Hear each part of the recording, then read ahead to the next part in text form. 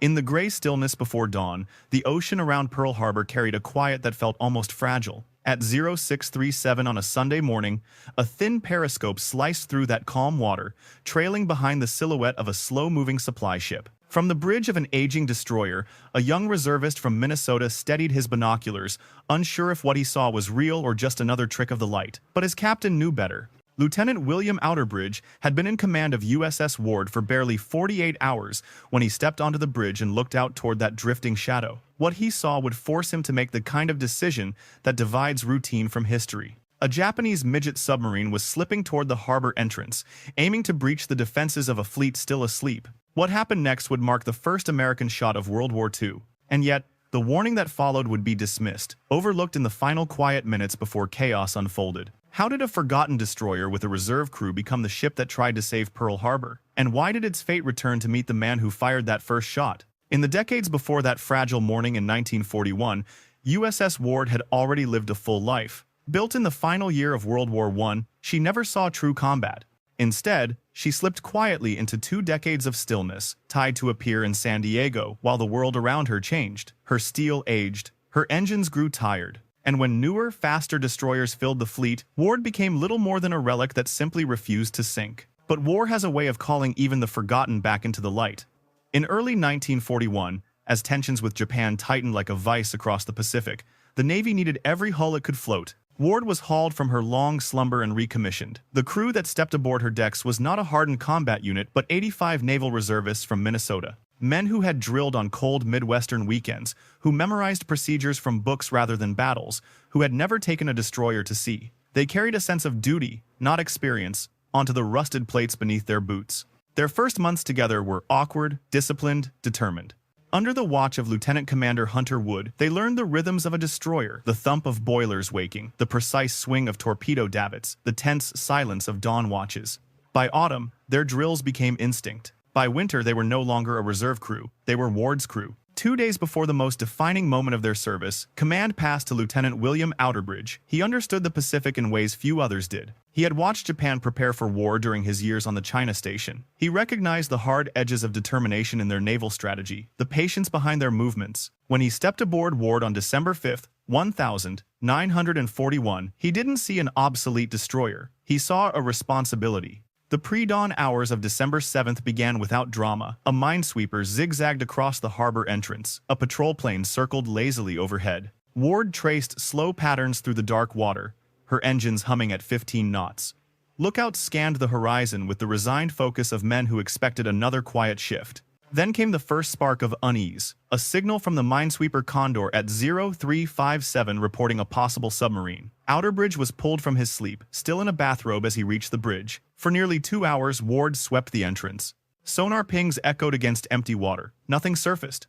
Nothing stirred. At 0435, the crew was released from general quarters. Another false alarm. Another nervous report in a month filled with them. Yet history often hides behind moments that seem unremarkable. And just as the crew settled back into their routines, a supply ship approached the harbor with a silent shadow trailing behind it. A patrol plane marked the water with smoke. A young officer called for Outerbridge. The real beginning had arrived. The quiet surface of the Pacific shifted as USS Ward surged ahead, her engines straining against the water. What had begun as a routine patrol was now a race measured in seconds. At 0637, when Lieutenant Outerbridge raised his binoculars and focused on the strange silhouette behind the supply ship Antares, the truth settled in with chilling clarity. This was no false alarm, no nervous misreading. A Japanese Midget submarine was attempting to slip into Pearl Harbor. Outerbridge's orders cut through the ship like electricity. All engines ahead full. General quarters. Man all guns. Prepare to ram. Within moments, the once calm deck exploded into motion. Men abandoned breakfast, leapt from hammocks, sprinted to their stations. They had drilled for months, but drills never carried the weight of this moment. This was real. Ward accelerated from 5 knots to 25 in less than a minute, an astonishing feat for a ship built before many of her crew were born. Every vibration of her hull told the same story. They had one chance. The submarine ahead moved steadily behind Antares, unaware that death was charging toward it. It did not dive, it did not change course. It simply crept forward, confident in the secrecy of the early morning haze. At 100 yards, Ward's #1 gun fired. The shell screamed over the water and missed, passing just above the conning tower. 15 seconds later, gun number 3 fired. The range was 50 yards. This time, the shell struck with brutal precision, tearing into the submarine at the waterline, right where the conning tower met the hull. The impact lurched the submarine to starboard. A wound that deep at that angle was fatal. Ward roared past at full speed and released 4 depth charges set to detonate at 30 feet. The ocean erupted behind her, great columns of white water rising with each underwater blast. Then came the silence, broken only by the ripple of oil spreading across the surface. Nothing else remained. At 0653, Outerbridge sent his report. "We have attacked, fired upon, and dropped depth charges upon a submarine operating in the defensive sea area." It was clear, direct, unmistakable. And yet, no one believed him. The message was passed up the chain with low priority. Perhaps the crew was mistaken. Perhaps it was nerves. For weeks, submarine sightings had been reported and dismissed. Why should this one be any different? The consequence of that disbelief unfolded exactly 1 hour and 2 minutes later. At 0755, the sky above Pearl Harbor darkened with the shadows of 183 Japanese aircraft. Dive bombers peeled downward. Torpedo planes skimmed the water. Fighters roared overhead. Battleship Row vanished beneath explosions and fire. It was the opening strike of a war that would reshape the world. But inside that hour, before the bombs fell, before the flames rose, USS Ward had already fired the first American shots of World War II. She had already tried to sound the alarm. She had already seen the danger coming, and she had been ignored. For the men of USS Ward, the hours that followed the submarine attack were filled with confusion, frustration, and a rising sense of dread. They had done everything right. They had identified an enemy vessel, engaged it with precision, confirmed the hit, and reported the threat exactly as protocol demanded. Yet the harbor behind them remained calm, unmoved, unchanged. No alarm sounded. No defensive measures were taken. Their warning dissolved into the morning routine of a Sunday fleet at anchor. As explosions thundered across Pearl Harbor at 0755, Ward was still patrolling outside the entrance, watching the smoke rise in towering black columns. They listened to frantic radio calls, heard the panic in voices of sailors who had been caught unaware, and understood with painful clarity that their report had never been believed. The cost of that disbelief would echo across the Pacific. 2,403 Americans dead, 4 battleships sunk, 4 more damaged, and nearly 200 aircraft destroyed before they ever left the ground. In the days that followed, Ward continued to hunt for more submarines, dropping more than 130 depth charges on suspected contacts. None yielded confirmation, and as the shock of the attack settled into grief and anger, doubts crept in. Had Ward truly sunk a submarine? Had they fired on a shadow? Had a reserve crew on an antiquated destroyer misread what they saw in the dim morning light? Even the Navy's commendation for Lieutenant Outerbridge reflected that uncertainty. His Navy Cross cited him for attacking and possibly sinking an enemy submarine. Possibly. A single word that diminished the certainty of the men who stood on Ward's deck and watched the enemy vessel list and disappear beneath the waves. Without wreckage, without bodies, without undeniable physical proof, their story remained suspended in an uncomfortable limbo. Yet the truth had not vanished. It simply lay hidden beneath 1,300 feet of Pacific water. The Japanese Midget submarine program, hastily added to the Pearl Harbor attack plan, had never been embraced by its own commanders. Aviation officers warned that using the submarines risked alerting the Americans too early. Admiral Isoroku Yamamoto approved the mission anyway. 5 mother submarines carried their fragile 2-man craft across the Pacific. All were launched in darkness. All were lost. 1 was sunk inside the harbor. 1 ran aground and was captured. 2 disappeared forever. And 1 Ward submarine became the first confirmed Japanese casualties of the Pacific War. But for 61 years, the proof rested on the testimony of the men who pulled the firing lanyard. Search teams in 1991 and 2000 scoured the ocean floor outside Pearl Harbor, guided by sonar and magnetometers, but found nothing. It was not until 2002, when advanced side-scan technology became available, that researchers finally spotted the submarine. Intact, upright, undisturbed, and pierced by a 4-inch hole exactly where Ward's No. 3 gun had struck it. A single perfect shot.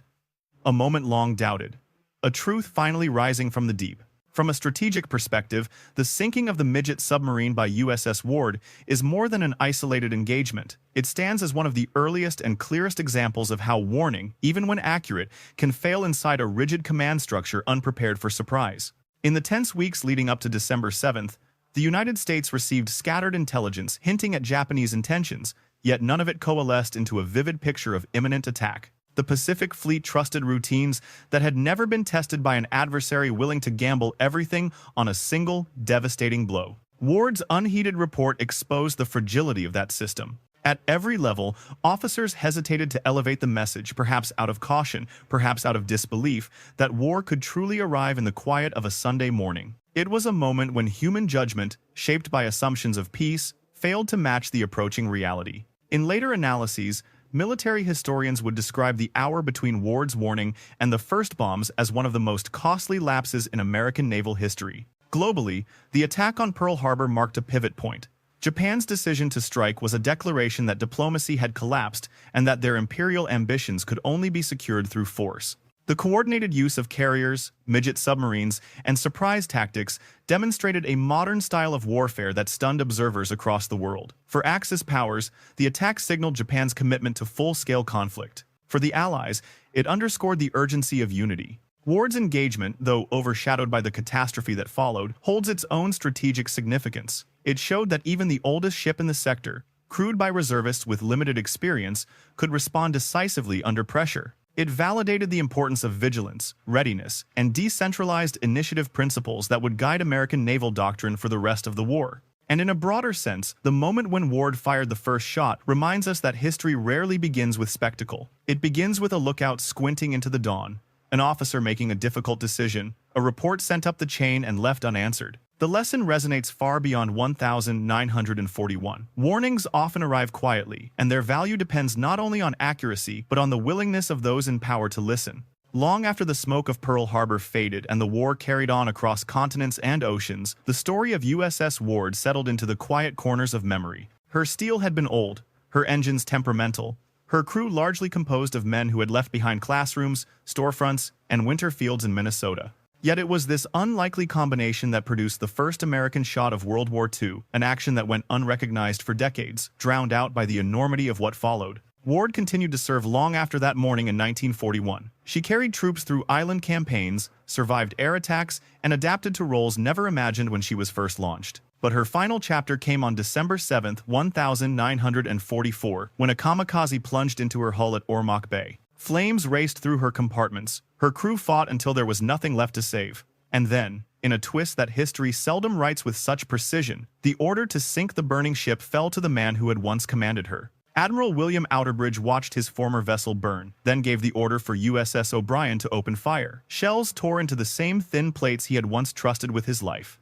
When Ward slipped beneath the surface, she carried with her the first shot of America's entry into war and the last echoes of a crew that had tried unsuccessfully to warn a nation of what was coming. Today, both Ward and the Midget submarine she destroyed rest in silence on opposite sides of the Pacific. Their steel is twisted, their decks collapsed, yet their stories remain intact. The No. 3 gun, the very weapon that struck the submarine at 50 yards, now stands in Minnesota, weathered by time but still pointing outward, as if waiting for someone to ask what really happened on that gray morning. History remembers Pearl Harbor. It remembers the flames, the destruction, the lives lost. But the first warning, the first shot, the first proof that war had already arrived, that part of the story nearly vanished. USS Ward preserved it. Her crew lived it. And the ocean now keeps what they once tried to tell. If this story reminds you of the quiet sacrifices that shape history, share your thoughts below. And if you want to continue exploring the forgotten corners of World War II, join us for the next chapter.